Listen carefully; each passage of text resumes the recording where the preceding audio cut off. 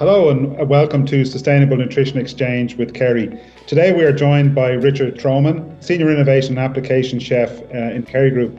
Richard, I learned recently that you are one of more than 70 world-class chefs that works in Kerry Group around the world, that many of those chefs have worked in Michelin star restaurants, many have earned their own Michelin stars. What is the role of this culinary team in innovation and development at Kerry?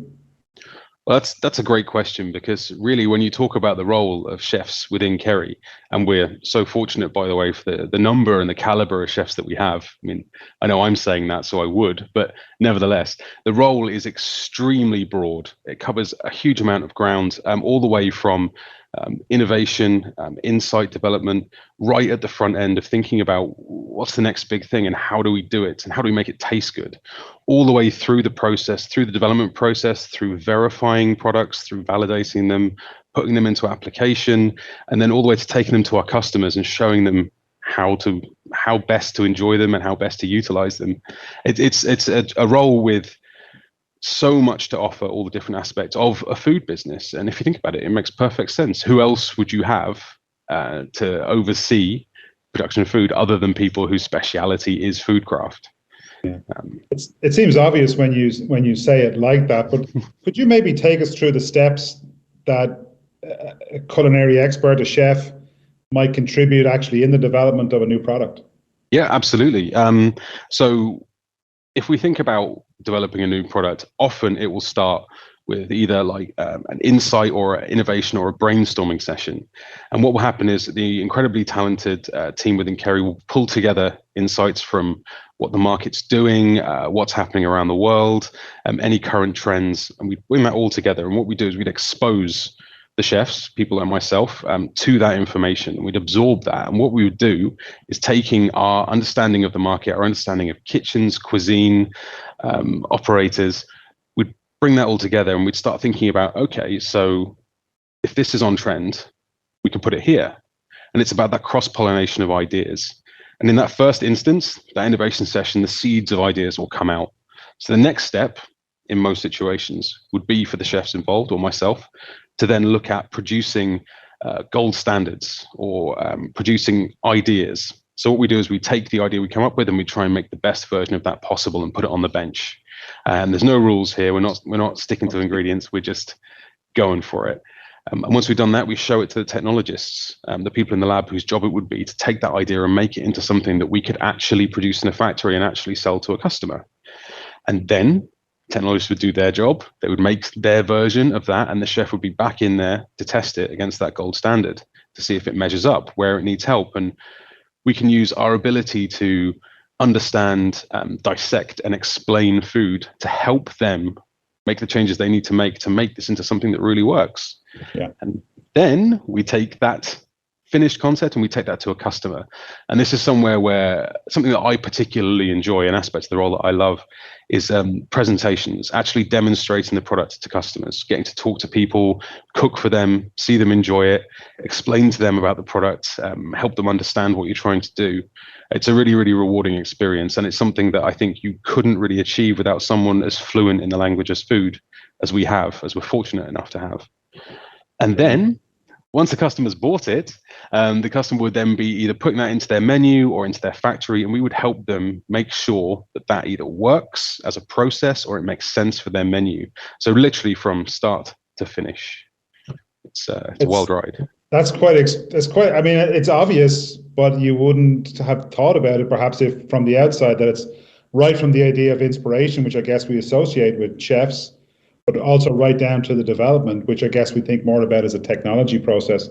It's really very interesting. Richard, one of our colleagues from Kerry in an earlier episode of this series said the key to unlocking sustainable nutrition is taste. And if that's true, and I believe it is, the key to unlocking taste is a chef. How do you make a new taste, which is more nutritious, work on a plate or in the box or in a packing or whatever way the consumer consumes it from? It can be very, very challenging, and it depends so much on what specifically you're trying to achieve. There are challenges presented in all sorts of situations. making something more sustainably nutritious often throws up issues with taste. And the first thing you have to do is you have to identify what that issue is. And once you have identified it, either through a careful examination, some sort of sensory approach, or just getting a load of chefs together, getting them tasting it, talking about it, and communicating. Once you've identified that issue, it's then finding a way to address it. And there are so many different, again, angles. So what I'm going to use an example in this situation because it's open-ended. We were recently, myself and a colleague were recently working on a project with a filled pasta, utilizing a plant-based product, and that plant-based product was providing a slightly lactic or acidic tang in the finished product, which was not desirable.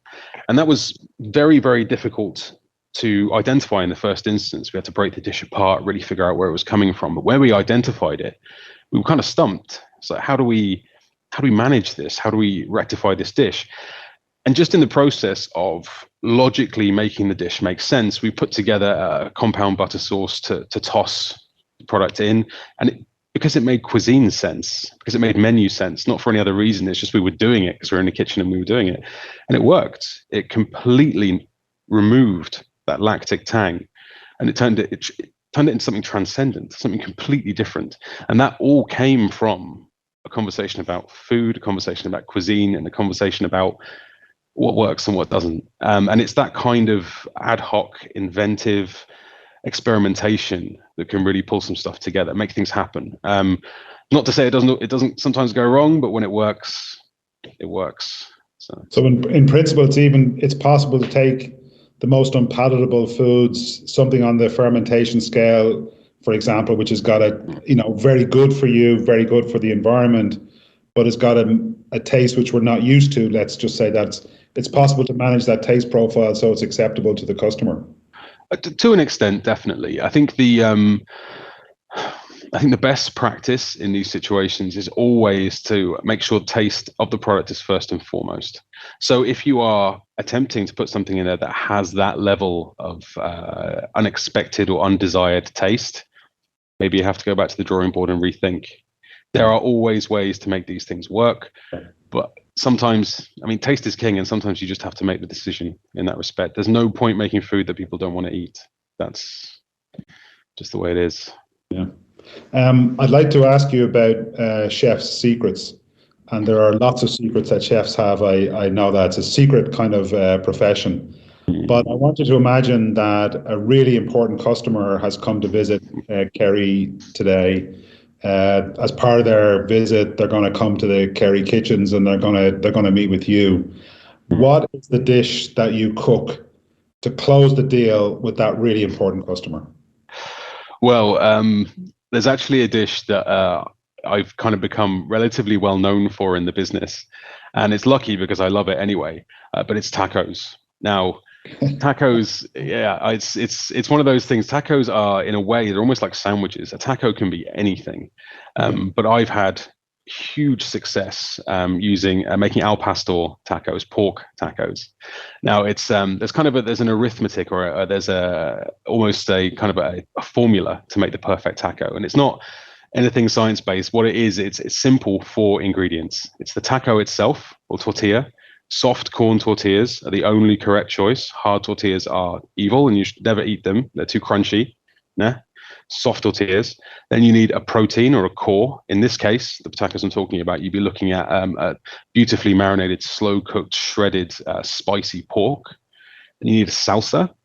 For this, you'd be using a pineapple salsa, really bright, sharp, a little bit of heat to it. And then you need a crema, a white sauce, which in this case will be made out of mayonnaise, sour cream, lime juice, something punchy. You put those 4 things together, it's magic, absolute magic. And it's kind of limitless. You can plug in anything you want into that recipe and it will go wherever you need it to go. And it helps you to close the deal. Absolutely. Yeah. It's Let me ask you a hard question. Can you make a pork taco that is sustainably nutritious? That's a serious question. Absolutely. I can and I have. And you're quite right to point it out. The traditional al pastor taco is full of fat, it's full of salt, it's full of sugar, it's full of all those things that make it delicious. But there are so many ways you can work with that. So, when I talked about the core in the taco being the pork, you can remove that and you can replace that with a plant-based alternative with a lower fat content and more protein, and you apply that same marinade to it. And by the virtue of Mexican cuisine, the fact that it's really punchy, it's full of chili flavors, but also some kind of dried and fermented flavors as well, it fits beautifully. And you have a beautiful taco made in the same vein with a slightly different core, but the same flavor profile. And it just nails it every single time. Any situation where you're taking and putting a plant protein in instead of meat, but it's a high flavored, spicy, zingy dish, forget about it. It's easy. It's easy. And it's unbelievable as well. So for the Kerry customers who are listening, if you've been served a taco by Richard and his colleagues, you'll know that your Kerry colleagues put a high value on you. Absolutely. Richard, thanks so much for joining us. It's been a pleasure. I'd love to ask you about my hollandaise sauce. I'd love to ask you about the perfect steak. But thanks so much for joining us today. We've learned a lot. Thank you very much. It's been an absolute pleasure. Thank you.